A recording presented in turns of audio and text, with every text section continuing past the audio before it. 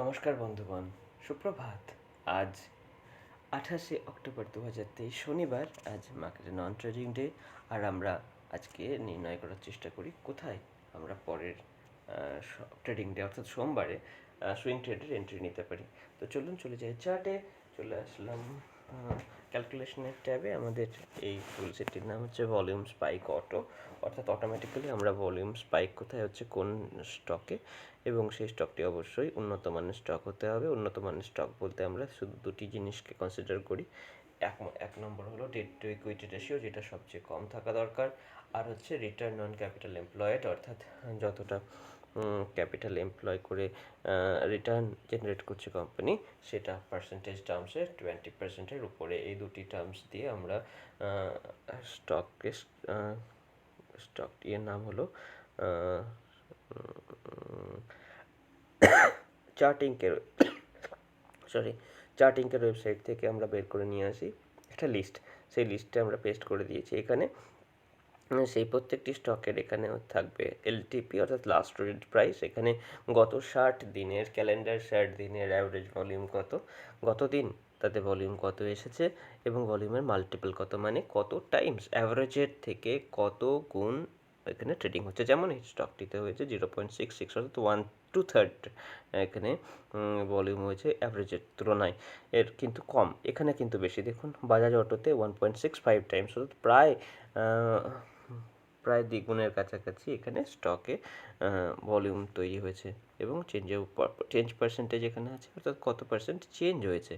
শেষে থাকবে signal strength. Signal strength মানে হচ্ছে আমরা ভলিউমের 5 টাইমস নিয়েছি আর চেঞ্জ পার্সেন্টেজের আমরা হাফ নিয়েছি।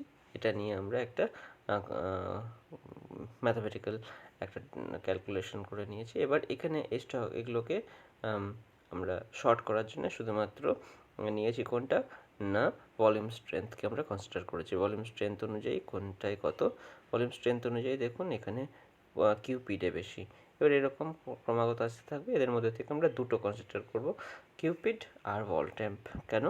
কারণ এখানে সবচেয়ে বেশি স্ট্রেংথ আমরা দেখতে পাচ্ছি ভলিউম সিগনালে 32.60 পাচ্ছি কিউপিডের ক্ষেত্রে, ভোল্ট ট্যাম্পের ক্ষেত্রে পাচ্ছি 23.5। তো এই হচ্ছে আমাদের দুটি স্টক খুঁজে পাওয়া হয়ে গেল। এবার এখানে এন্ট্রি নেওয়ার জন্য আমাদের পরের সপ্তাহকে টার্গেট করতে হবে। পরের সপ্তাহে আমরা কিউপিড আর ভোল্ট ট্যাম্পে এন্ট্রি নেওয়ার চেষ্টা করব। এন্ট্রি প্রাইস আমরা এখন পাবো না, কারণ এন্ট্রি এখন আমরা সোমবারে নেব, তখন আমরা এখানে অন করে দেবো। যাই হোক, এখানে আমরা গত সপ্তাহগুলিতে নেওয়া স্টকের আমরা মোটামুটি প্রফিট লস এখানে দেখে নেব। পার্সেন্টেজ টার্মস এখানে মোটামুটি কতটা চেঞ্জ হয়েছে। তো যেগুলোতে নেগেটিভ আছে সেগুলোকেই কনসিডার করছি। আইএক্স সামান্য নেগেটিভ দেখাচ্ছে, এপিগ্রাল, আইসেক অর্থাৎ আইসিআইসিআই সিকিউরিটিজ, সুবেক্স সামান্য নেগেটিভিটি দেখাচ্ছে, ইন্ডিয়া মার্ট নেগেটিভিটি দেখাচ্ছে ইন্টেলেক্ট ছাড়াও রয়েছে সুপ্রিম ইন্ডাস্ট্রিজ, ভিএসটি টিলার্স, এছাড়াও রয়েছে শান্তি গিয়ার, এছাড়াও রয়েছে জেএসডাব্লিউ, এইচএল, এছাড়াও রয়েছে Manali petro, NISCL, GLS, Eris life sciences, Saregama, এছাড়াও রয়েছে আইজিএল। এই স্টকগুলি দেখাচ্ছে নেগেটিভিটি। তো আমাদের বাকিগুলো দেখাচ্ছে পজিটিভ, রয়েছে পজিটিভ। এরপরে চলে যাব এক্সআইআরআর বার করার চার্টে। অর্থাৎ এখানে এক্সআইআরআর বেসিসে যদি আমি দেখি, তাহলে দেখবো যে 52% আবার এক্সআইআরআর, অর্থাৎ extended internal rate of return, যেটাকে আপনি সিএজিআর টার্মসেও আলোচনা করে দেখতে পারেন। এগুলোকে একটু বোল্ড করে দিলে মনে হয় ভালো লাগবে দেখতে।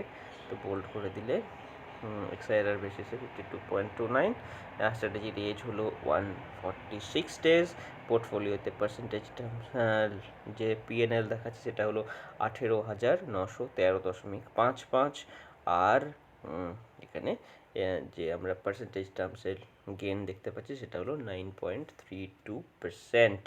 পোর্টফোলিওতে ওভারঅল এই গেনটা আমরা দেখতে পাচ্ছি। আমাদের এখনও পর্যন্ত ডিপ্লয় হয়েছে যতটা ক্যাপিটাল, তার সে পরিমাণ হলো 2,02,892.95 টাকা, এবং তার এখন বর্তমান ভ্যালু হচ্ছে, পোর্টফোলিওর বর্তমান ভ্যালু হচ্ছে 2,21,806.50 টাকা।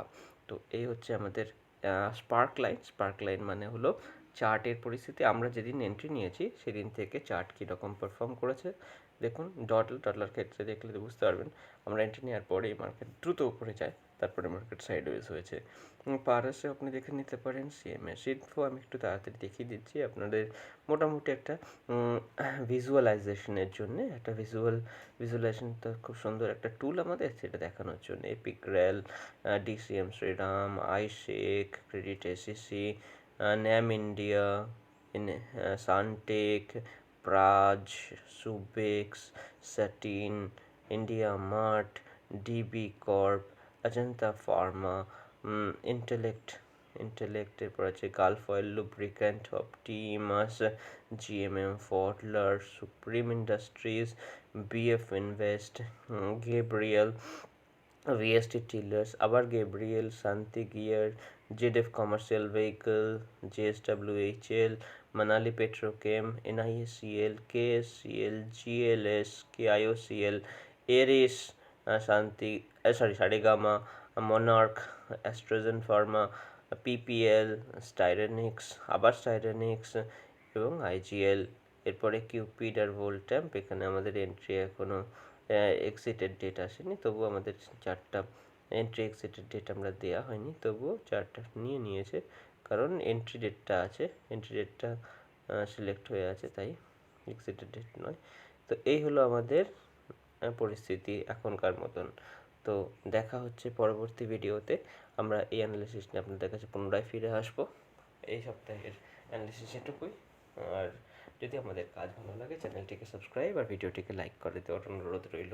ভালো থাকবেন সকলে, দেখা হচ্ছে পরবর্তী ভিডিওতে। ধন্যবাদ।